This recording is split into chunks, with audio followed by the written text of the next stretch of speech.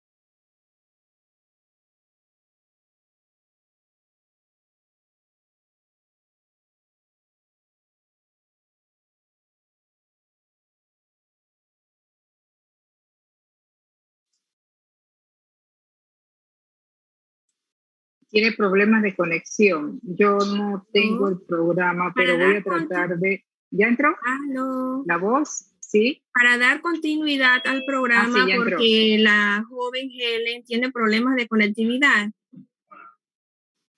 Agradecemos las palabras motivadoras de la directora del Departamento de Español, la magíster Yasmina Mendieta. Un hombre sin principios es vacilante en todas sus ideas. Nada se tiene por útil o exacto si no está fundado en principios. Justo Arosemena. En este momento estamos prestos a escuchar al conferencista magíster Amael Monroe. Bienvenido.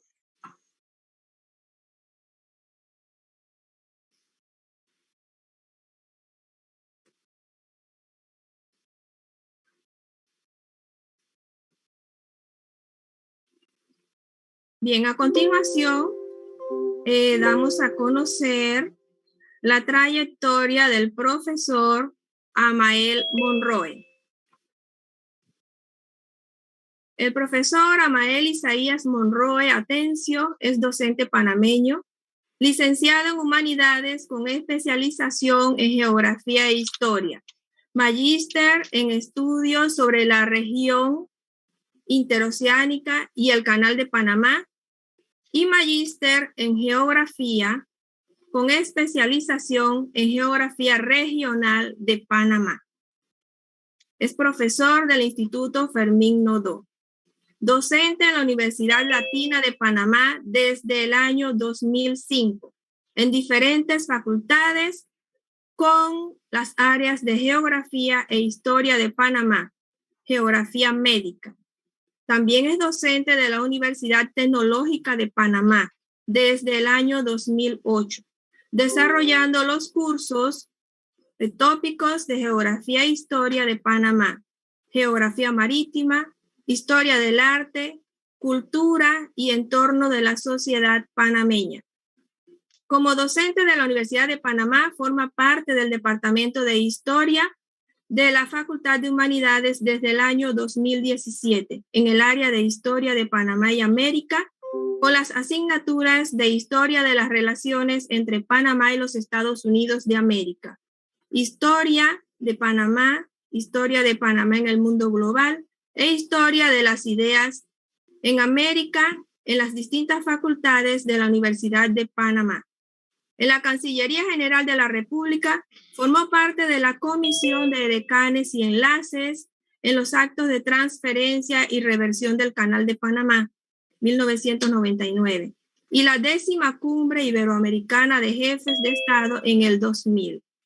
Se ha destacado en la Dirección de Currículo y Tecnología Educativa del Ministerio de Educación, en el proyecto de transformación curricular 2010-2014, revisando y confeccionando programas de estudio en el área de Geografía e Historia, así como juez revisor y corrector en editoriales nacionales e internacionales. Actualmente es consultor de la Organización de Estados Iberoamericanos para la Educación, la Ciencia y la Cultura, OEI, en el programa Mejorando la Eficiencia y Calidad Educativa. Ha dictado ponencias en actividades académicas universitarias, nacionales e internacionales. Ha escrito columnas en algunos periódicos del país y ensayos relacionados con la geografía, historia y el medio ambiente panameño. También es estudiante de la carrera de Relaciones Internacionales de la Universidad de Panamá. Con ustedes, el magíster Amael Monroe, quien realizará una aproximación biográfica de don Justo Arosemena y Carlos A. Mendoza, panameños ilustres. Adelante, profesor. Sí, muchas gracias a la joven que hizo la introducción. Buenas tardes, la profesora, la magistra Yasmina Mendieta, directora del Departamento de Español. Sé que también puede estar la profesora Anaís Morán, directora del Departamento de Español. Voy a tratar de hacer la presentación a partir de aquí. Voy a entrar y compartir con ustedes la pantalla. A ver, ¿me dicen si lo observan? ¿Me dicen si lo observan, por favor? Sí, yo la veo. Ah, gracias. Sí, gracias. Bien.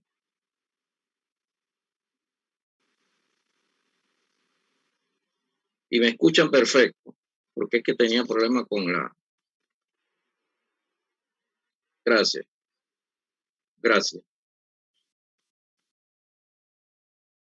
Al final, pues, en la disertación, si desean, podemos hacer algunas preguntas que bien o que alguien quiera, pues, ampliar o emitir su opinión. También estamos anuentes a contestarla también, porque eso contribuye, pues, al ejercicio y al desarrollo de la presentación, que lo importante aquí es que todos aprendamos. La literatura panameña es más que una pieza discursiva que expresa una sensibilidad o que responde a la corriente literaria en boga. Es la historia nacional en sí, que descubre la intimidad de la nación, que desnuda su esencia, es el testimonio de un cronotopo expresado con cierto sentido estético. Rodrigo Miró Grimaldo. Vamos a hacer una aproximación biográfica de don Justo Arosemena y del doctor Carlos A. Mendoza. El doctor Justo Arosemena también, el doctor Justo Arosemena, pero la mayoría de las personas lo conocen como el señor don Justo Arosemena, porque el concepto don para la época tenía una significación interesante. En ocasión, pues, de la 45ª semana de la literatura panameña, Rodrigo Miró Grimaldo, 200 años de literatura en Panamá, tomando en cuenta el proceso que vincula ese evento histórico fundamental que fue esa independencia de Panamá de España. ¿Por qué creéis necesario hablar un poquito del profesor Rodrigo Miró? Porque sé que es una figura importante dentro de las letras, una figura importante sobre todo para el Departamento de Español, para la Facultad de Humanidades. Y por eso quise iniciar con ese exordio que él menciona allí de esa importancia de la literatura, de ese cronótopo, que a veces son conceptos que escuchamos y que están dentro de la literatura, son parte del ejercicio histórico también, y que es importante atenderlo. Y no estamos aislados en el sentido de que, y de hecho aprovecho la oportunidad para agradecer al Departamento de Español porque hace esos enlaces también, y lo propio debería hacer nuestro departamento y todos los departamentos de la Facultad de Humanidad, y por qué no proyectarnos aún más en función de eso, de que los conocimientos que tenga a bien desarrollar el departamento se puedan recombinar con los otros conocimientos y podamos buscar respuestas más importantes y fundamentales en el ejercicio y desarrollo de la investigación. Y creo que estos dos elementos, tanto la literatura como la historia, están íntimamente ligados. Ahí, como vemos, el profesor Rodrigo Miró, ensayista, crítico e historiador de la literatura panameña, nace en el año 1912, obtiene el título de licenciado en Filosofía y Letras en la Universidad de Panamá, dictó cátedra de literatura panameña y hispanoamericana y fue miembro de número de las academias panameñas de la historia y de la lengua. Ejerció cargos diplomáticos y fue también corresponsal de revistas literarias en varios países del continente. Bien, importante, este es un tema que el concepto de contextualizar, en la mayoría de los casos lo usan mucho y muchos docentes lo manejan de un tiempo quizás para acá, con el tema de la transformación curricular. Habla mucho de contextualizar el currículum y demás, ¿no? Pero es mucho más profundo el concepto, va más allá de contextualizar. Uno lo ha aprendido, lo ha reconocido como tratar de adecuar, que es otro de los elementos allí, adecuar ese conocimiento fundamental en el ejercicio de la labor docente. Hasta hace poco en las revisiones, imagínense que teníamos que contextualizar alguna literatura porque había un concepto que utilizaban mucho en El Salvador de tiangues. Tiangues quiere decir prácticamente como el comercio con ganado. Entonces lo querían colocar así a nivel de nuestro país. Y entonces hicimos la correlación y contextualizamos que aquí no se utiliza ese concepto. Ese concepto es muy vinculado a Centroamérica, más que todo El Salvador. Al igual que muchas otras palabras que van surgiendo, van saliendo, que van denotando un grado de conocimiento, un grado de información totalmente distinta unas de otras. Entonces se da lugar a los regionalismos. Y en la geografía juega un papel importante allí, la historia, la cultura, de cómo usted observa ese determinado concepto y cómo lo maneja. Entonces esa contextualización básicamente va a implicar poner el texto en relación con ese género, con lo que es contextualizar la correcta asignación del sentido. Por lo menos en este proceso, el lector debe responder, en el caso particular, contextualizar cuando hacemos una biografía o un estudio biográfico, es de dónde es, cuál es su biografía, cuáles son las circunstancias políticas, sociales, económicas y culturales, ideológicas, que inscribe en un momento dado ese proceso. Identificar y buscar en el diccionario el significado de palabras desconocidas. ¿Por qué? Porque muchas veces hay tantas palabras lo que conocimos en el área de ustedes, por ejemplo, de idiomas, que es arcaísmo, algunas palabras que no utilizamos o que son en desuso y que se tiende mucho a confundir o a complicar un poco los términos de referencia en el momento de la investigación o del conocimiento, o en este caso de la presentación. Así que es importante esa contextualización, porque a través de este acto vamos a entender un conjunto de aspectos relacionados y correlacionados entre sí en el tema histórico, en el tema social, cultural, y es importante comprender todo lo que rodea el hecho histórico para poder contextualizarlo. Y lo mismo se utiliza en la literatura. Tratar de repente, los grandes literatos, que no necesariamente pueden ser historiadores, pero por su bagaje cultural conocen, reconocen, investigan, profundizan para poder darle de repente al lector, la idea de un personaje y ese comportamiento de ese personaje en su tiempo. Eso sucedió en el caso particular de el análisis que hemos hecho con el caso particular de Carlos A. Mendoza, de el señor don Justo Arosemena, producto de ese contexto, esa realidad que ellos les tocó o les correspondió vivir. Así que es importante tener en cuenta esta contextualización para en un momento dado poder entender. Por lo tanto, al hacer o contextualizar, es importante tomar en cuenta, como dije, hechos históricos. Si estudiamos un hecho histórico, surgen las siguientes opciones: comprender el contexto en el que se produjeron los hechos o descontextualizando. ¿Qué quiere decir eso? Que cuando hacemos un análisis histórico, se corre el riesgo de valorar el pasado a partir de la mentalidad del presente. Este ejercicio intelectual implica la descontextualización de la realidad histórica. Por ejemplo, ustedes, para nosotros, por ejemplo, y hay un tema también fundamental, no podemos de repente valorar el pasado en función del presente. Tenemos que entender cómo eran las circunstancias del momento. ¿Qué estaba sucediendo en ese momento? ¿Cuál era el contexto, el ambiente, el espacio? Lo que mencionó precisamente Rodrigo Miró con ese pronótopo, ¿no? Que es un concepto que sé que en el área de idiomas se maneja mucho. Entonces, de repente nosotros vemos cuando los aztecas hacían sacrificios, hacen sacrificio los aztecas, y entonces lo vemos como que eran sanguinarios. Pero cuando vemos en el contexto por qué hacían esos sacrificios humanos, y vamos a ver, no, porque ellos necesitaban, como creían en el sol, necesitaban hacerle sacrificio al sol por temor a que el sol dejara de alumbrar. Y el sol significaba vida para ellos. Entonces hay que entender esa contextualización, esa descontextualización histórica al momento del ejercicio y el desarrollo del análisis. Por ejemplo, en la literatura, por ejemplo, el texto y el contexto de la literatura, por ejemplo, romántica, hay fenómenos literarios muy importantes y parecidos. Una novela romántica del siglo XIX dice será comprendida si el lector es capaz de valorar todo lo que envuelve esa novela. El estilo literario de la época, la moda, los valores estéticos. Si no valora eso, obviamente no lo va a entender, no lo va a comprender y va a crear una serie de dificultades y no va a entender la obra. En una ocasión se me acercó un estudiante precisamente y me pregunta, profesor, ¿qué es las órdenes de los templarios? Y yo le miraba así.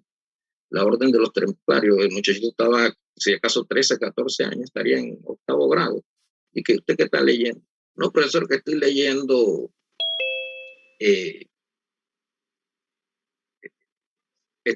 el Código de Da Vinci. A veces son literaturas que necesitan unas experiencias, aprendizajes previas para usted poder comprender un texto, poder comprender un volumen de esa naturaleza. Si nosotros, que muchas veces estamos ya a este nivel, que tenemos una preparación académica y nos cuesta a veces que leemos y releemos y vamos para atrás, y hay muchos autores que nos llevan a eso. En el caso de historia, imagínense, el doctor Ricaurte Soler, cuando usted lee Ricaurte Soler, vamos para atrás y vamos para adelante y vamos para atrás porque dijo algo que no comprendí, entonces hay como que regresar. De la misma manera pasa en muchos textos. Entonces son textos muy elevados y hay que tener mucho cuidado en ese sentido, qué es lo que están leyendo nuestra juventud, cómo lo están leyendo y de qué manera lo están leyendo y si de verdad está produciendo un cambio positivo dentro del ejercicio de esa literatura. Porque antes había muy buenas literaturas que de una u otra forma nos ayudaban a nosotros a cambiar, a entender y a comprender el tiempo, y para eso estamos los docentes, para eso está el docente, por ejemplo, en el caso particular de ustedes, que es del área de idioma, para orientar esos procesos, para que el estudiante de repente no se pierda con otras ideas o pueda confundir, porque hay que contextualizar. Esa palabra es clave en el ejercicio de la comprensión del ejercicio literario, de la lectura, ya sea en el caso particular de esa ficción o puede ser también historia misma, porque al final si se escribe en historia, haciendo una especie de historia de algún hecho, siempre va a tener sus visos de alguna realidad dentro de lo mágico, lo ficticio. Entonces hay que manejarse en ese sentido. Bien, bueno, ya les había hablado de eso, de ese contexto histórico, conjunto de circunstancias de la historia en las que se produce un hecho, ejerce algún tipo de influencia sobre este. También se conoce como marco histórico referencial. Tenemos que hacer este marco histórico para poder comprender. De repente, si se va a hablar de la vida de un autor desde el punto de vista biográfico, hacer un marco histórico para que la gente pueda comprender el comportamiento de la persona a la cual se le está haciendo la biografía en función de la realidad de su tiempo y por qué se comportó o por qué hizo tales cosas, por qué señaló de tal manera. Yo creo que es importante de repente nosotros cuando hacemos en historia, sobre todo hacemos ese análisis y ese ejercicio, vincularnos mucho a esas fuentes de esa época, de ese momento, porque nos permite acercarnos más a esa realidad. De repente la información que tuvimos hace casi más de 30 años de la invasión a Panamá, que en su momento puede ser un poco más clara con la que se pueda vertir en un momento dado 30 años después. Entonces sería bueno ir ubicando esos elementos. También hay otra historia que hay que recoger y hay que escribir, esa historia local de nuestros campos, de nuestras campiñas, que es fundamental. Por eso que es importante al momento del desarrollo de estos elementos y hacer el estudio o el análisis de la biografía de algún personaje, observar ese marco histórico o ese contexto. De un punto de vista metodológico, el contexto histórico forma parte de la estructura de los trabajos de investigación en ciencias sociales y humanas. Y la parte que les corresponde a ustedes, que es el área de idioma, es dentro de esas áreas humanas, dentro del área social de la comunicación. Así que es una de las primeras etapas de la investigación, esa metodología, poder comprender ese contexto histórico para poder entonces validar ese conocimiento, el ejercicio y desarrollo de esa investigación en ese contexto histórico, para poder escribir en todos los órdenes, ya sea en el área de las ciencias sociales, la economía, la política. Son fundamentales esos análisis, porque dentro de eso, por ejemplo, hay que delimitar también ese contexto histórico, si es un espacio temporal, si es un espacio de carácter económico, si es social, también es fundamental. Las fuentes de información a la hora de redactar, el investigador debe precisar también el origen de la fuente. Por ejemplo, si se usan fuentes primarias o fuentes secundarias, también identificar si se trata de leyes, actas, artículos, de qué manera están, si es discurso de prensa, obras literarias, libros académicos, materiales, audiovisuales, imágenes, objetos, etc. Siempre que corresponda debería referirse el autor a la fuente. ¿Qué fuente está utilizando para el ejercicio y desarrollo de esa investigación?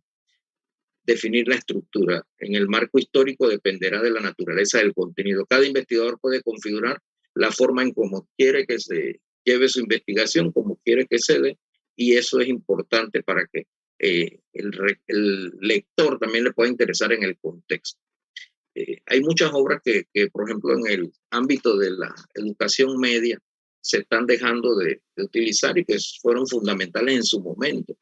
Pero para eso está el docente, para poder entonces validar y decir de repente si es bueno o no. En su momento decían que no, hoy día dice que sí. Los muchachos buscan información ya, difícilmente la información está a la mano, ya sea positiva o sea negativa, está siempre pertinente, pero creo que es necesario que se pueda entender eso. Y ya vemos las cosas bajo otra óptica. Lo que nos parecía un poco pernicioso quizás hace 20, 30 años atrás, hoy día es positivo porque nos permite a nosotros adentrarnos y reconocer otro tipo de elementos. Este es un tema que es tema obligado, es un tema que yo siempre con mis estudiantes lo trabajo, que es esa relación de la literatura e historia, porque ambas están básicamente tomadas de la mano, tanto la historia como la literatura. Yo creo que no puede haber, difícilmente, cuando se trata de este tema de biografías y demás, difícilmente puede haber o puede eximirse la literatura de la historia, y de una u otra forma también la historia no puede eximirse de esa literatura en la que pueda en un momento dado plantear las situaciones, porque a veces no se debe confundir la literatura con el escrito. Cualquiera puede escribir, pero la literatura per se lleva otros elementos. Y no quiero entrar en ese tema porque no soy experto, pero en lo mucho que hemos podido indagar, hemos dado cuenta de que la literatura se tiene que observar y ver con mucho respeto y entenderla en su justa dimensión, porque tiene una serie de elementos allí que son fundamentales que precisamente ustedes conocen perfectamente bien. Contexto histórico-político, los contextos históricos económicos, los contextos históricos sociales, los sociohistóricos, los etnográficos, o históricos o culturales, son fundamentales y que nos permiten abordar, por ejemplo, la vida de estos personajes. El caso particular de don Justo Arosemena, en qué época vivió, en qué periodo, y qué fundamental. Para la época en que vivió el doctor Justo Arosemena, básicamente poetas no habían en su momento, pero sí él fue el que se destacó por sus escritos, se destacó sobre todo por ese fenómeno importante como fue el ensayo, el opúsculo del Estado Federal de Panamá. El caso particular del señor Carlos A. Mendoza ya venía un poco más con alguna savia, con algunos movimientos, algunas situaciones que le permitieron pues hacer ese enlace de lo que sucedió en 1821 versus lo que él vivió ya en su vida pública después de mediados del siglo XIX. Estamos hablando del tema del ferrocarril transísmico, el asunto vinculado al interés francés por construir una ruta, o ese intento francés por construir un canal interoceánico. Ese fue básicamente la motivación de él en esa época, que le permitió o lo llevó también a hacer sus ensayos como buen liberal, pero un liberal ya de carácter, podríamos decir, radical. Ahí en el gráfico se muestra pues una obra importante del profesor Rodrigo Miró, la literatura panameña, el origen y el proceso de esta, la figura de don Justo Arosemena en la parte superior izquierda y en la parte superior derecha, don Carlos A. Mendoza, el doctor Carlos A. Mendoza. Y abajo,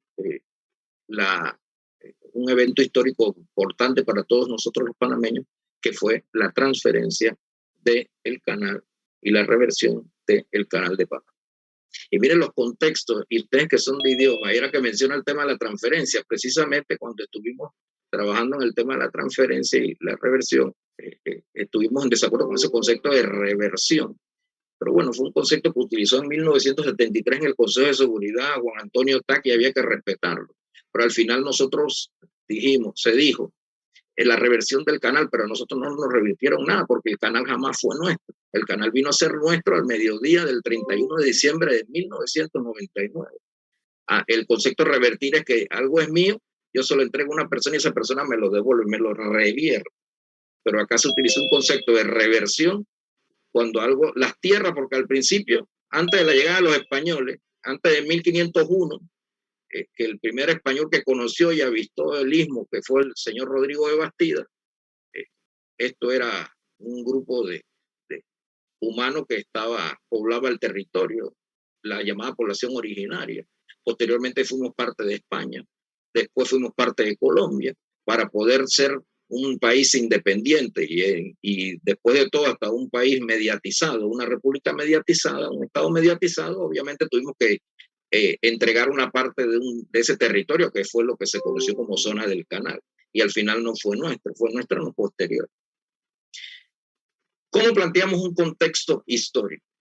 debemos incluir los siguientes aspectos: delimitación del espacio temporal, o sea, en qué tiempo se da ese fenómeno o eso que queremos nosotros plantear. Describimos algunos aspectos importantes, elementos dentro de ese espacio temporal, dentro de ese tiempo. Identificamos fuentes que vamos a utilizar y organizamos una estructura final. ¿Cómo vamos a estructurar? Por ejemplo, allí la literatura panameña es amplia, entonces habría que analizar ese contexto histórico cuál queremos atender, si esa protohistoria o la llamada historia literaria colonial, que básicamente fueron los españoles los que desarrollaron eso, no fueron precisamente como en otros países, como en otras áreas, otras regiones, en el caso particular de México, que sí tenían su escrito, dejaron en Perú también los incas. En Panamá no se dio tanto eso, no se dio ese contexto. Así que lo que teníamos es básicamente que Panamá sirvió, podríamos decir, de fuente. Panamá sirvió de fuente de inspiración literaria, pero no producimos no producimos obras literarias en ese periodo hispánico, porque eran los españoles los que hacían los discursos, los que escribían, lo que a su manera de parecer o de ver hacían o escribían. Y de ahí surgen una gran cantidad de nombres equivocadamente dentro del ámbito histórico nuestro, que van hasta cierto punto creando discusiones también que son importantes y son fundamentales para poder redefinir conceptos mal llevados. A veces cuando escuchamos la historia y ya uno a este nivel, y me imagino que ustedes también en el área particular de ustedes como docentes en el área de español, de idioma, se encuentran con cosillas que, bueno, y esto no lo sabía, ¿y qué pasó aquí? Entonces vamos para atrás. Así nos sucede nosotros en historia, y eso es, bueno, eso lo vemos totalmente normal porque siempre van surgiendo ciertas situaciones. Y los muchachitos, cuando tú les dices en clase o les mencionas algo, dicen, ¿cómo es posible? Esto me lo enseñaron así, esto ahora resulta que es de otra manera. Porque precisamente esa profundización, ese planteamiento, ese contexto histórico nos lleva a la búsqueda de fuentes, nos lleva a importantes elementos. Miren, en esta biografía que les vamos a presentar allí del doctor Carlos A. Mendoza y don Justo Rosemena, precisamente información importante se puede obtener de las revistas panameñas, Lotería, en la época cuando iniciaron sus primeras producciones, El Heraldo del Istmo de Guillermo Andreve y tantas otras fuentes que va uno buscando, y son fuentes de primera mano porque era el contexto y la manera y el pensamiento en ese momento que nos permite nosotros entonces entender y levantar una ideología, levantar un conocimiento o la vida de este personaje en función de esa realidad, porque es la que más se acerca y la que vivieron las personas. Sí que es importante siempre atender eso.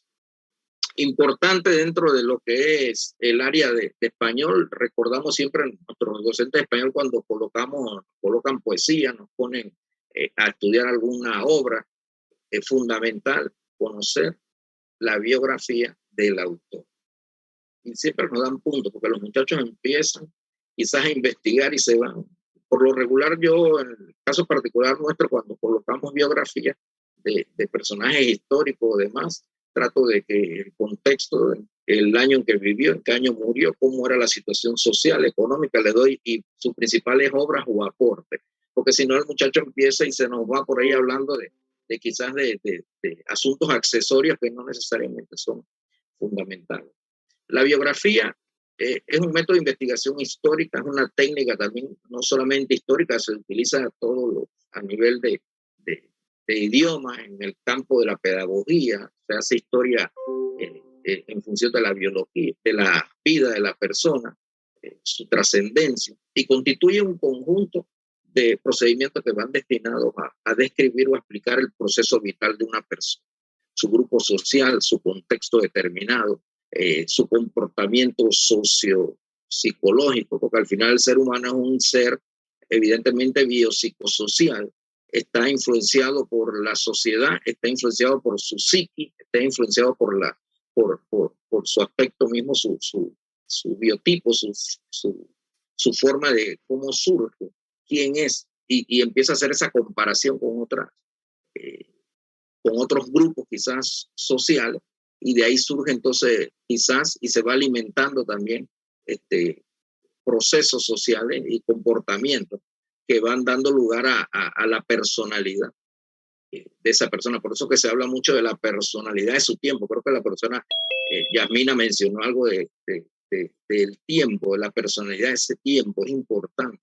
Por eso que de repente nos queda de que, bueno, ¿y esto qué quiere decir? O no lo comprendemos, porque tenemos que comprenderlos en función de ese tiempo, de ese momento. Por eso les decía hace un momento que no podemos valorar el pasado en función del presente.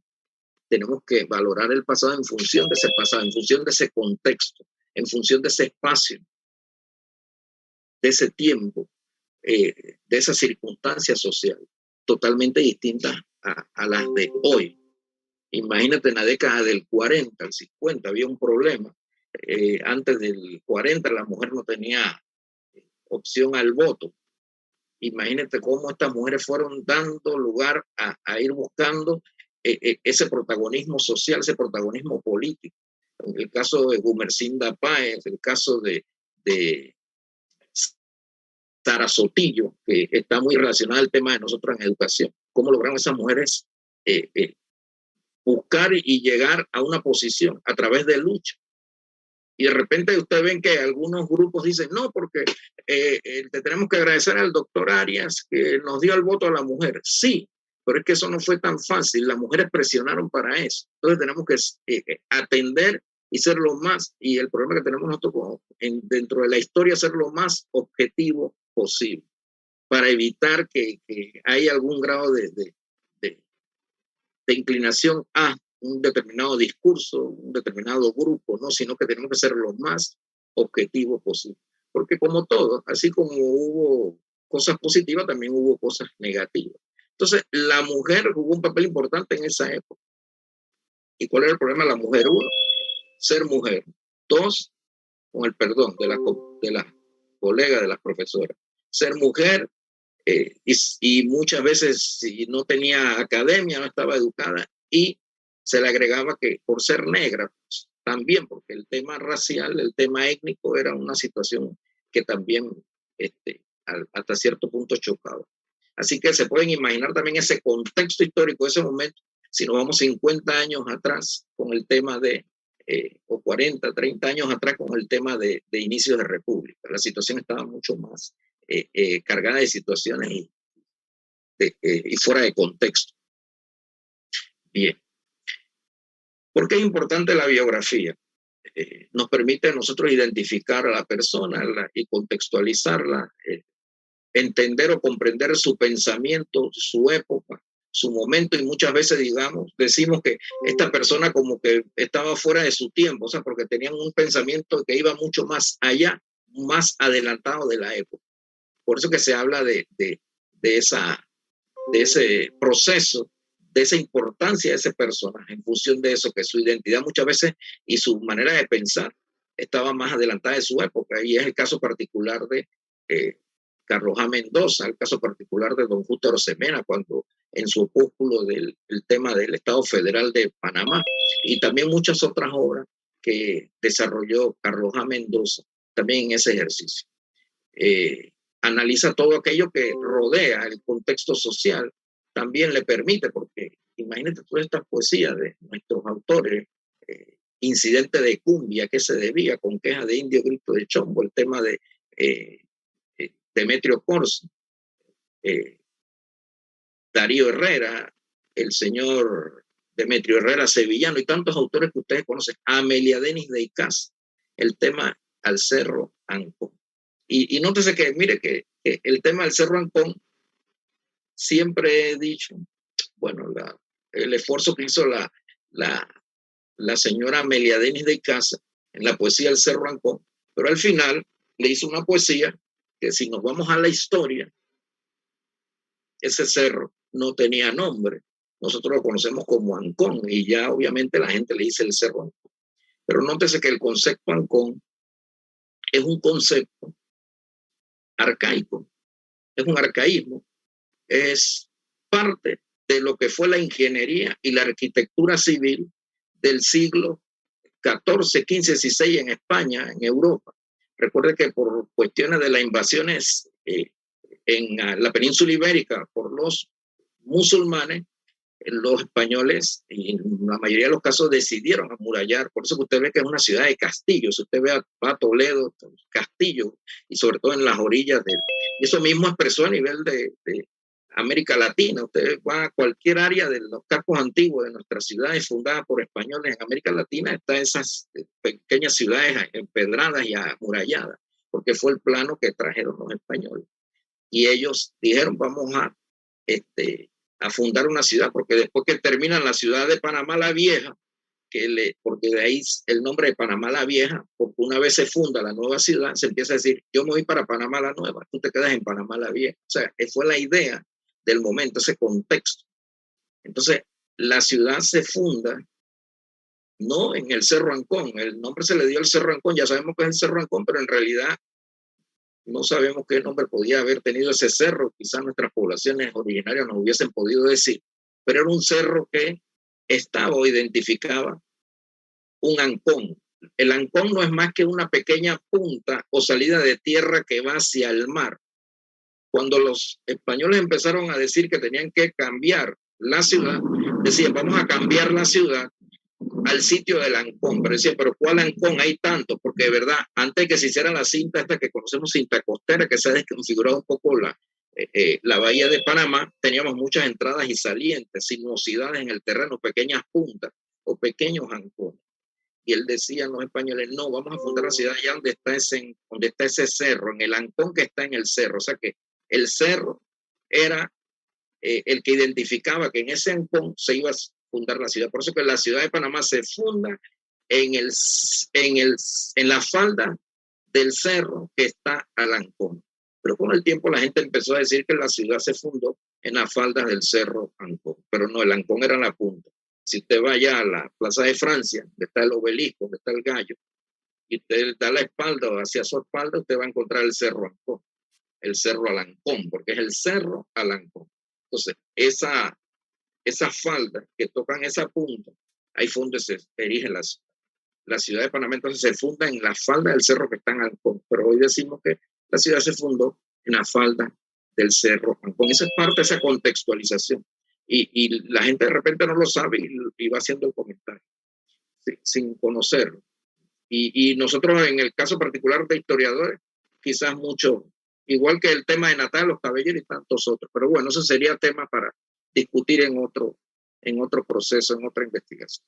En consecuencia, pues, para poder entonces comprender la personalidad de nuestro biógrafo que estamos estudiando, es importante conocer esa realidad, ese contexto, conocer el nivel cultural, los lazos familiares y afectivos, su clase social y el momento histórico en que vive. Imagínense, sus lazos familiares y afectivos. Si nos vamos a la vida de don Justo Roser, por decirle, Simón Bolívar, Simón José Antonio de la Santísima Trinidad Bolívar Palacio y Blanco, entonces casi que no se crió ni con papá ni mamá. Se crió fue con un maestro, Simón Rodríguez. También lo crió una tía que después se lo echó un tío que después se lo dio otra tía y así estuvo. Pero sin embargo no fue un hombre que tenía quizás malas ideas, ¿no? Tenía un pensamiento quizás adelantado de su época, ese pensamiento libertario, que es importante. Don Carlos A. Mendoza, desde el punto de vista biográfico, un panameño fundacional, importante, esa vida que tuvo don Carlos A. Mendoza, y es una vida que tuvo dentro de un devenir histórico que para la nación panameña fue importante, por su ejecutoria, por su trabajo. El profesor Celestino Andrés Araújo, creo que estuvo ayer en unas presentaciones, él hizo un trabajo donde recoge la vida de don Carlos A. Mendoza. Nació en 1856, muere en 1916, escasamente 60 años, relativamente joven.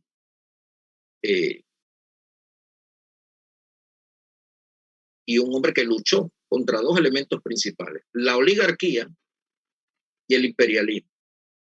Entonces es un contexto importante. La oligarquía que venía arrastrándose desde los tiempos coloniales como resultado de esos españoles peninsulares que impulsan e introducen ese concepto de casta y clase. Casta, quién soy, mi origen, y la clase, el hidalgo, hijo de algo, si tiene o no tiene, lo que posteriormente se le conoció como los llamados rabiblancos, que eso también tiene un elemento histórico importante. Entonces este señor, si lo ven allí en la foto, puede notarse que tiene una incidencia, una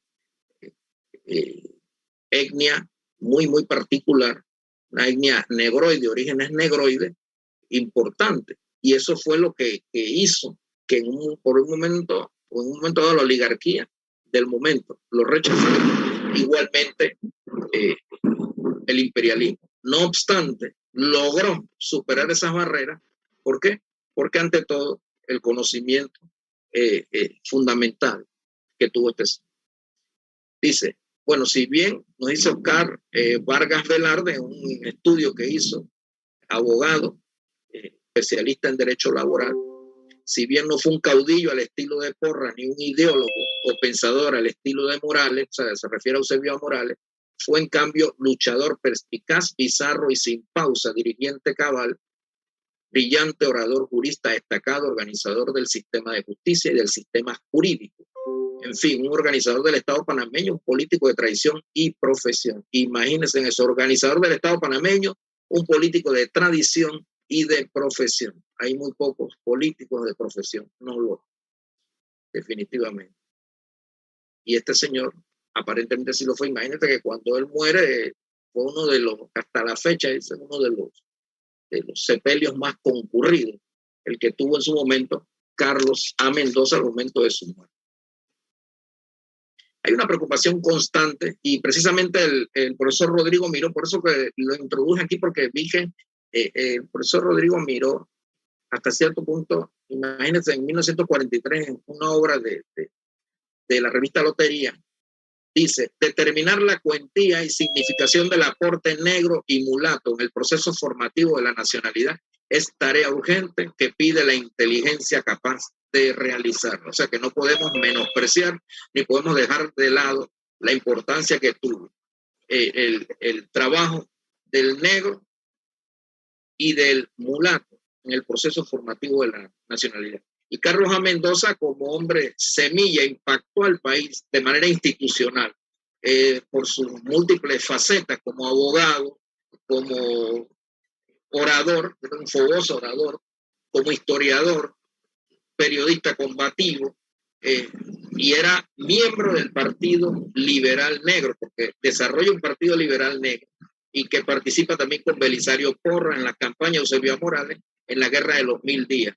Y de hecho también apoyó el movimiento separatista de 1903, junto a Domingo Díaz y Guillermo Andreve, que es el autor precisamente del Heraldo del Istmo. Y la figura de Carlos A. Mendoza es importante también porque Carlos A. Mendoza, es el que redacta el Acta de Independencia.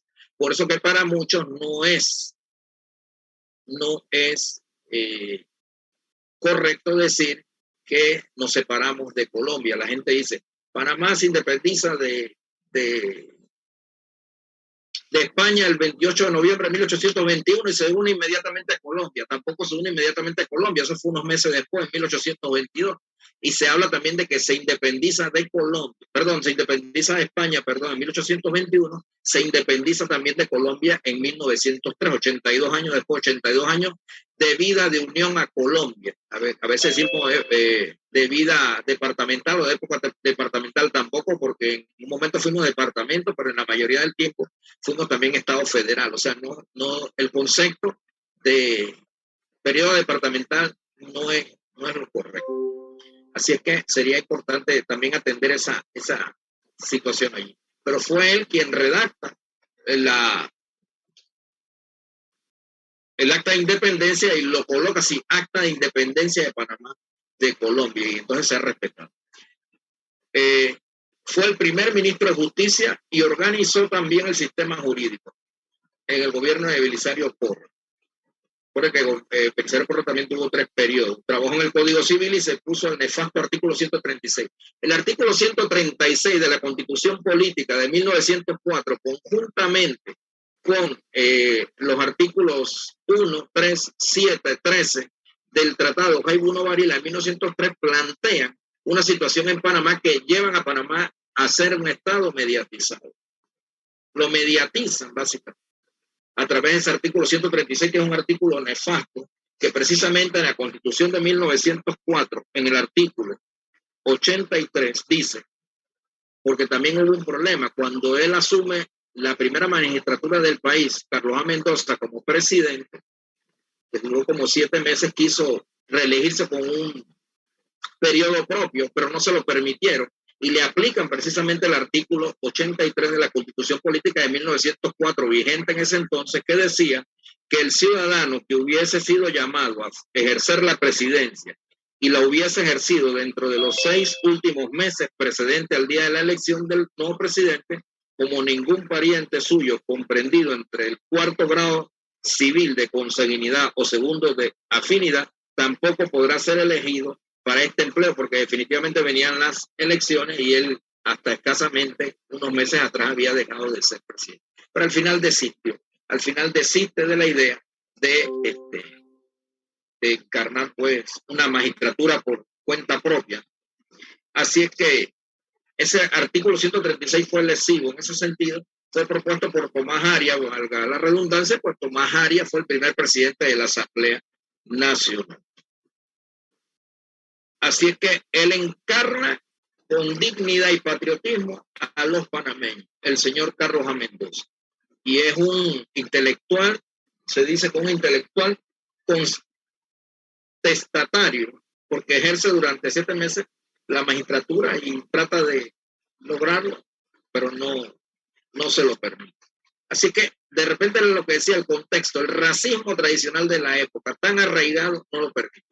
Y es lo mismo, mira, estamos en pleno siglo XXI y aún encontramos esos visos raciales, esas situaciones que no han superado, que no hemos superado, que están quizás en la psiquis social y que son temas que deben de un momento dado atenderse.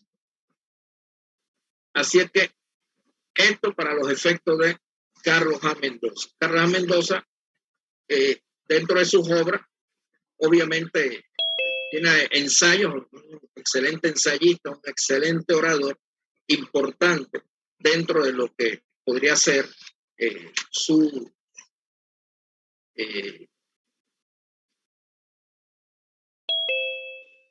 aportes. Hay una escuela en el área de San Miguelito que lleva su nombre, de Carlos A. Mendoza. También, pues, mire que el señor tenía una personalidad bien interesante. En una ocasión, dice que una señora se le acercó en el camino por la avenida Eloy Alfaro, camino a la presidencia, y le empezó a insultar y a decir que por su cuenta, porque estaban en pleno proceso electoral. Entonces le dijo que por qué hablaba mal del esposo y le dijo tantas cosas, y él lo escuchó. Imagínense, un hombre con un porte, ese señor medía 6 pies, estamos hablando de que es 1,80 m.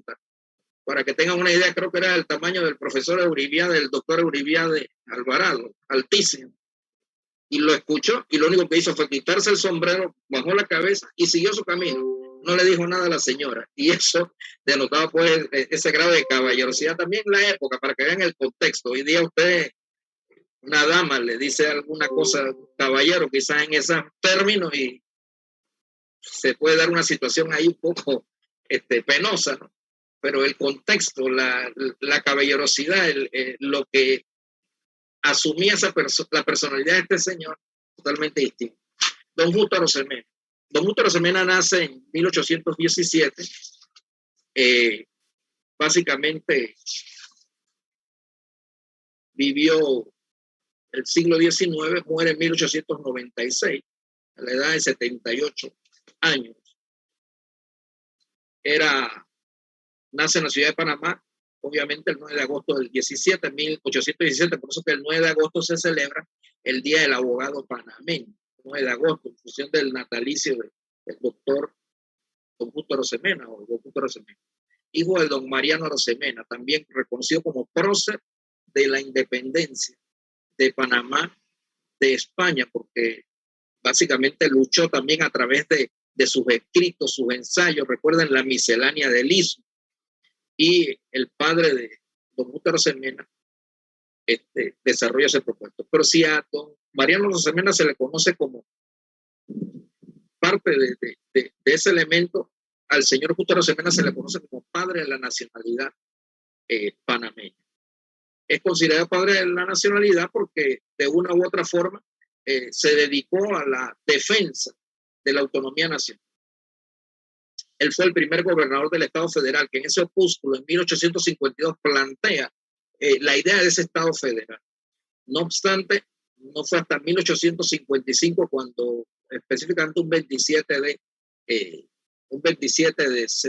febrero es que le da ya la oportunidad pues de ejercer ese cargo. 2 años y el Estado Federal continuó hasta la introducción del gobierno conservador de Rafael Núñez. Así es que es considerado padre de la nación. Él fue un filósofo y pensador, produjo un importante volumen de ensayos, entre los que se enmarcan ahí está certamen de la legislación penal, también fue jurista y sociólogo. Principal es el elemento de la legislación, como era un hombre de leyes, la jurisprudencia era su tema. Apuntamiento para la introducción a las ciencias morales y políticas. Habló de estudios constitucionales, sociología aplicada, obras que de una u otra forma son fundamentales en el ejercicio y desarrollo y que son bases de la jurisprudencia hoy. El Estado Federal de Panamá básicamente es su obra cumbre porque determina la necesidad, la imperiosa necesidad de la independencia. Fue un consagrado estudioso de la Constitución. Estudió, analizó todas las constituciones en el continente americano y de otros países. Y lo llevó, obviamente, en 1863 a ser presidente de la Convención Nacional de Río Negro, que impulsó actos políticos. Ahí en la Convención Nacional de Río Negro impulsa actos políticos importantes y significativos en la época. Así es que, donde Colombia pasa a ser una confederación de estados soberanos, entre los que se encontraba Panamá. Otra de sus obras fue el Código Administrativo del Estado Federal de Panamá y demás. En compañía de Manuel José Hurtado y Buenaventura Corrioso, en el 78 impulsa la fundación de la primera biblioteca pública. Hombre de letra, también interesado también por ese proceso, ese conocimiento literario, y aprovechó la oportunidad para hacer la donación de una serie de volúmenes de su propiedad y que sirvieron pues de savia y de nutrir toda la información de esta biblioteca. Fue embajador, ministro también y obviamente participó como miembro de la Comisión Colombiana que negoció los tratados con los Estados Unidos, que crearon las bases para la construcción del canal. Así que le correspondió negociar las condiciones en que Colombia autorizaba a los Estados Unidos la excavación del canal interoceánico y que dio lugar también al tratado Erranjay, que fue rechazado por el Senado colombiano. Y eso fue uno de los elementos que facilitó o permitió el rechazo del tratado. Erranjay facilita o acelera el proceso de independencia de Panamá de Colombia. Así es que también fue intermediario en el arreglo fronterizo entre Colombia y Venezuela. Recuerden que para esa época él era básicamente defendía los intereses de Colombia, no así dejar de lado el tema ísmico, que es el que más se interesó. Y también fue consultor del tema del ferrocarril de Panamá en 1888, que para esta época también estaba validándose todo lo que era el canal de Suez. Miren, latitudes más, a kilómetros más allá de nuestro país, se estaba ya discutiendo el tema de la Convención de Constantinopla, da lugar a lo que fue el canal de Suez. Fue siempre una preocupación fundamental del doctor Arosemena las implicaciones que representaba para Panamá la presencia estadounidense en el territorio. O sea, él se preocupó siempre por la presencia norteamericana.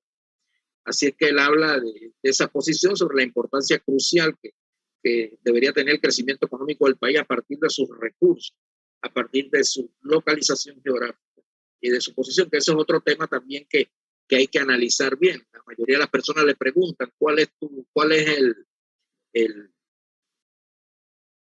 principal recurso natural del país, que la posición geográfica. No es la posición geográfica. El principal recurso natural del país es nuestra localización geográfica.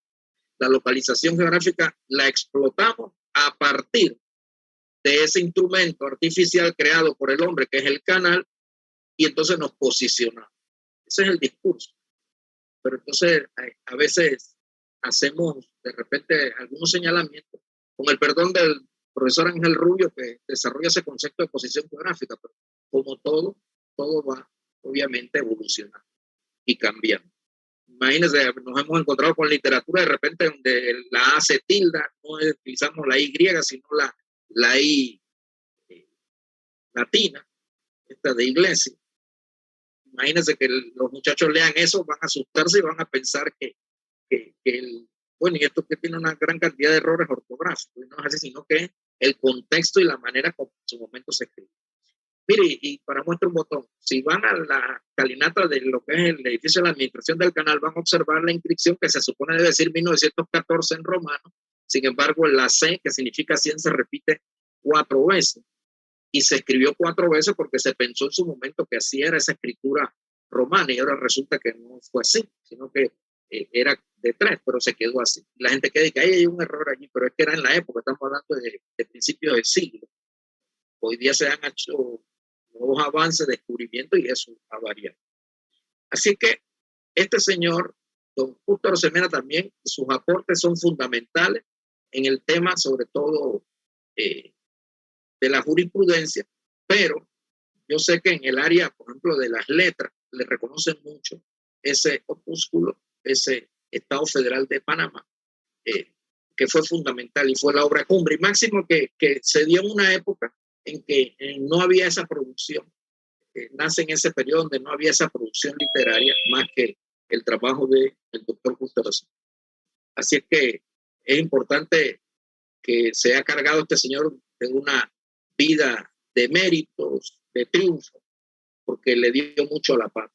En la actualidad, sus restos reposan en el cementerio Amador de la ciudad de Panamá. Así que, en honor a este insigne panameño, han surgido muchas instituciones. El caso de la Asamblea Nacional, la Biblioteca Parlamentaria, este órgano del Estado, lleva el nombre de don Justo Arosemena. También encontramos allí, dentro de lo que es don Justo Arosemena, instituciones como son las escuelas, que en su momento estuvo en la Avenida Israel. Posteriormente había también una sede en el IJA, por el área de Perejil, un poco más adelante de Perejil, lo que llamaban antiguamente el IJA del Casino. Hoy día se encuentra en el área de Brisas del Golf, el Instituto Justo Arosemena, que está cumpliendo 64 años de fundación. Ahí está el Parlamento, el hemiciclo legislativo, y esta calle que vemos allí, que es parte de lo que corresponde a la avenida Justo Arosemena. O sea que su nombre es escrito también, al igual que la del doctor Carlos A. Mendoza, en letras doradas, letras de oro. Eso básicamente era el conversatorio, las ideas que le traíamos para conversar con ustedes, y estamos anuentes a contestar o de una u otra forma a escuchar también las opiniones, las ideas o los aportes que tengan a bien la sala atender en este momento. Les agradezco de parte de ustedes pues esa disposición de participar y escucharnos en esta breve ensayo. Muchas gracias.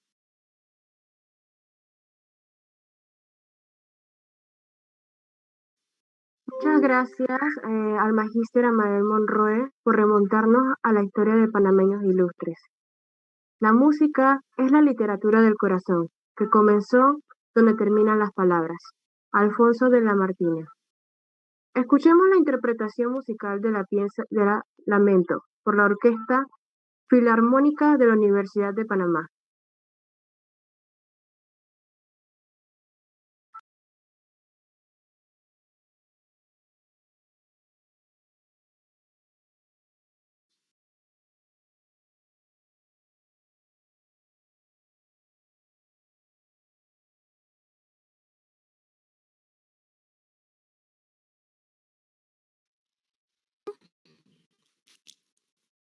lamento.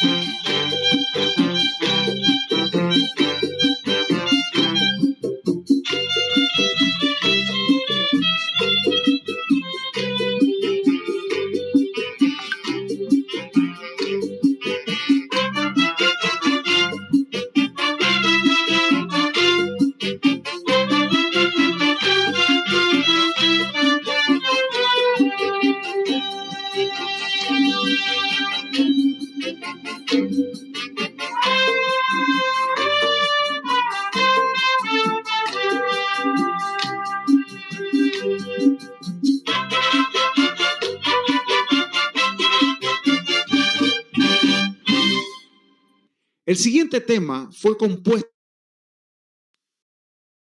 Excelente la presentación de esta agrupación musical. La literatura sería demasiado tensa si solo hubiera en ella autores inmortales. Debemos tomarlos a los que hay como son y no esperar que duren. Oliver Edwards. Como sabemos, la literatura nos permite ubicarnos en un contexto, así que en esta ocasión cederemos las palabras a la magíster Anaís Morán, quien nos hablará del contexto y quehacer literario en el 19º.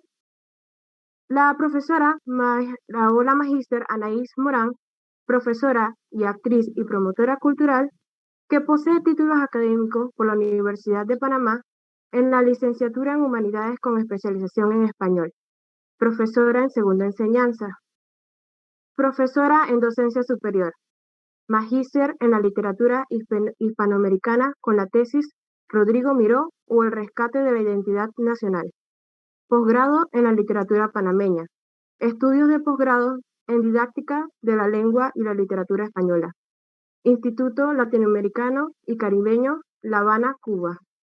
Doctoranda en Humanidades y Ciencias Sociales en la Universidad de Panamá. Coautora de Protagonistas del siglo XX panameño y por último, coautora de Historia de Marruecos y Panamá a través de sus voces poéticas femeninas. A continuación, la profesora Anaís Morán.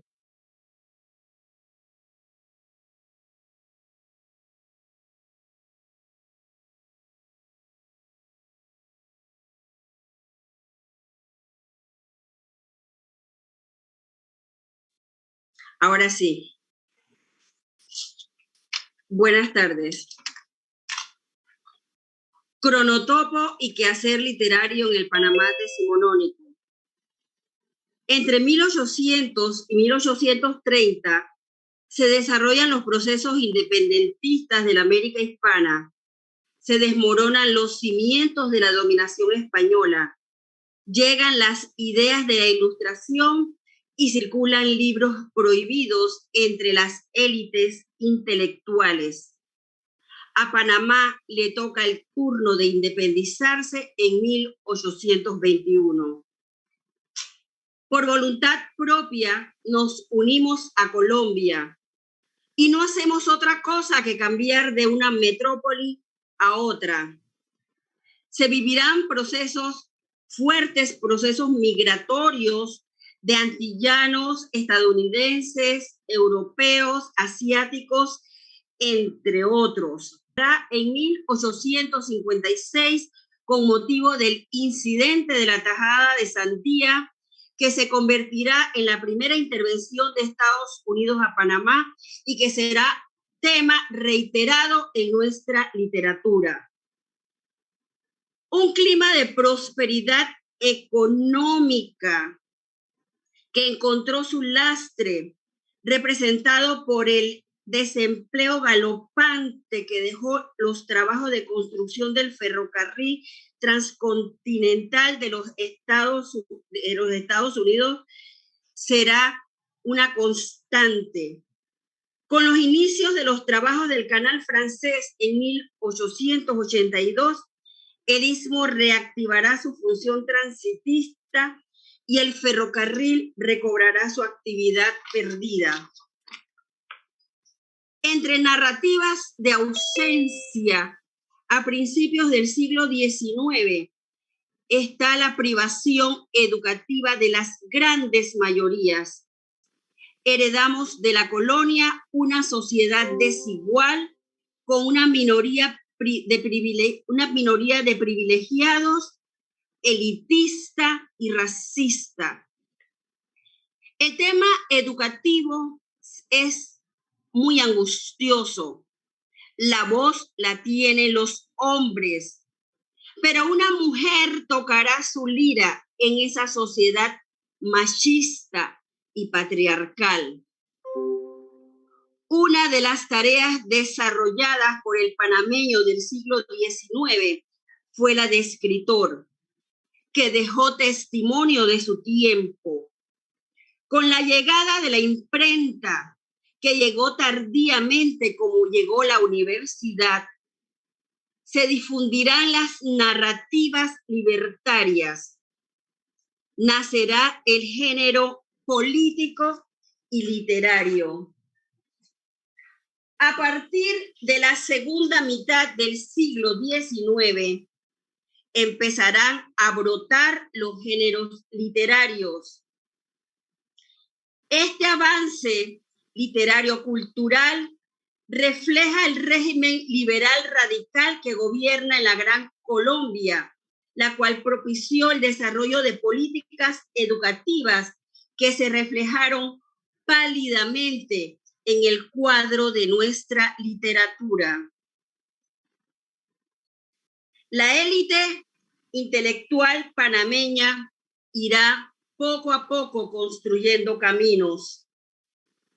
La llegada de la imprenta va a ser determinante, porque a través de ella la literatura, a través de sus diversas expresiones, encontró suelo fértil entre iniciados e inspirados, especialmente en la segunda mitad del siglo XIX, cuando florecieron periódicos como, por ejemplo, El Céfiro en 1886, a cargo de Manuel Toribio Gamboa, El Crepúsculo, 1870, dirigido por José María Alemán, medios en lo que se expresó la primera generación republicana, al decir de Rodrigo Miró.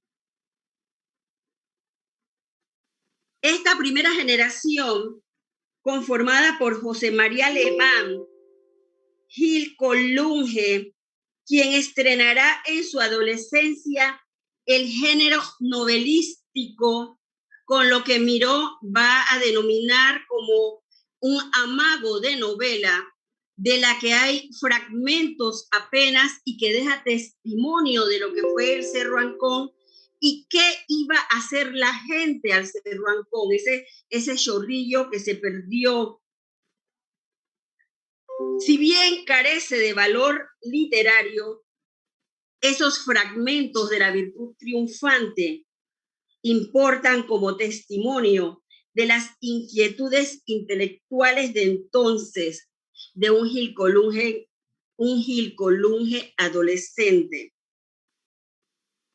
Colunge lideriza a los estudiantes del Colegio del Istmo al publicar en el periódico literario Los Deseosos de Instrucción, nombre sugestivo que implica la necesidad de llenar el vacío con educación y conocimiento.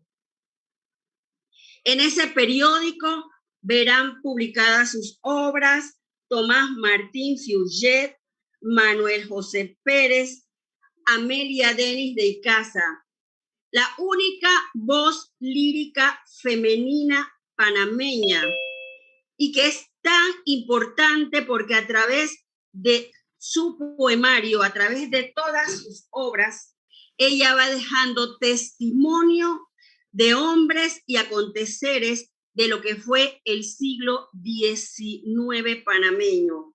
Y además es una mujer que torturada por los dolores que sufrió a lo largo de su vida con la pérdida de su padre, de su esposo, de sus hijos varones.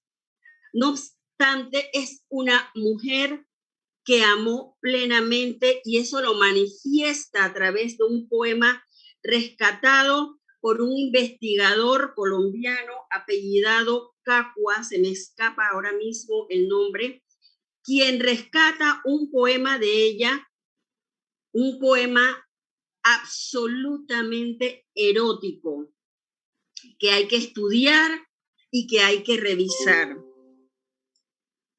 El escenario literario panameño empieza a completarse en el siglo XIX. Son muchos los periódicos que se publicarán.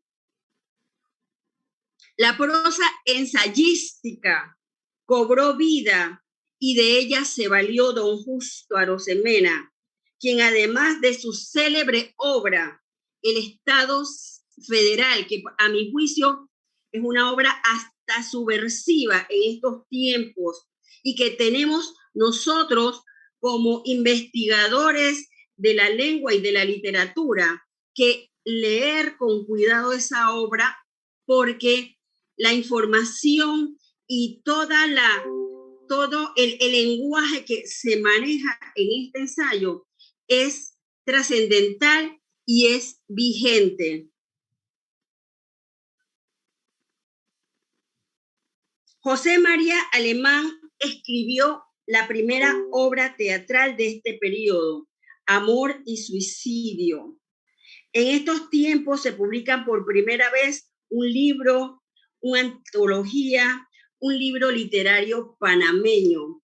Es decir, en el siglo XIX van brotando los géneros literarios en Panamá. Y yo quiero traer a colación aquí 3 fragmentos de 3 poemas que me parecen sumamente interesantes porque tienen que ver con ese sentido transitista, con el sentido de las élites comerciales, con el sentido de esa idiosincrasia pragmática del panameño, que sus valores, el panameño del siglo XIX, pareciera que los desarrolla en función de un progreso que va a depender de la circunstancia económica y que tiene que ver con los auges económicos del istmo. El primer fragmento es de Mariano Arosemena, un fragmento del poema Al 28 de noviembre relacionado con la independencia de Panamá de España, y este fragmento dice así: salve patria amada, tierra peregrina, por 12 camina de uno al otro mar, plegue que en tu seno vea el mundo reunidos, sus frutos tejidos, cuanto hay comercial. Ahí, en estos versos, vemos la expresión de esa clase comercial representada en el hablante.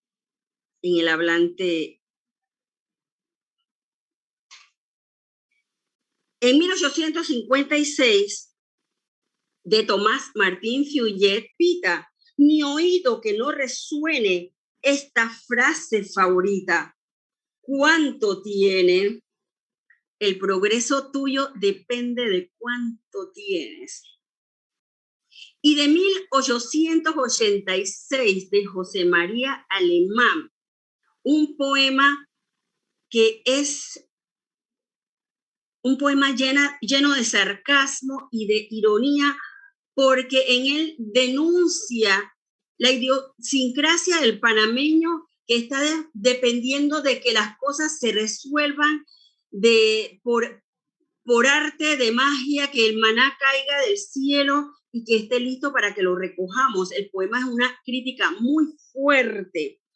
Voy aquí con un fragmento que dice: no más miseria y pobreza, ni godo ni liberal, por montones la riqueza recogerá cada cual cuando comience el canal. Es decir, todos los problemas se van a resolver con las riquezas que genere el canal, y al final ese canal fracasó. El siglo XIX es un siglo que tenemos que seguir repensando. Hay mucha información todavía en los periódicos de la época, hay mucho trabajo que hacer, y yo quiero exhortar a los estudiantes a que trabajemos y sigamos buscando de esa fuente primigenia que nos dice de dónde venimos, para que sepamos dónde estamos y entre todos seguir construyendo el futuro. Gracias. Agradecemos a la magíster Anaís Morán por el recorrido literario de nuestro país en el siglo XIX. Damas y caballeros, nos sentimos complacidos de haber compartido con ustedes esta actividad académica y cultural. Nuestra invitación para mañana a las 6 los esperamos. A todos, muchas gracias. Que tengan una excelente tarde.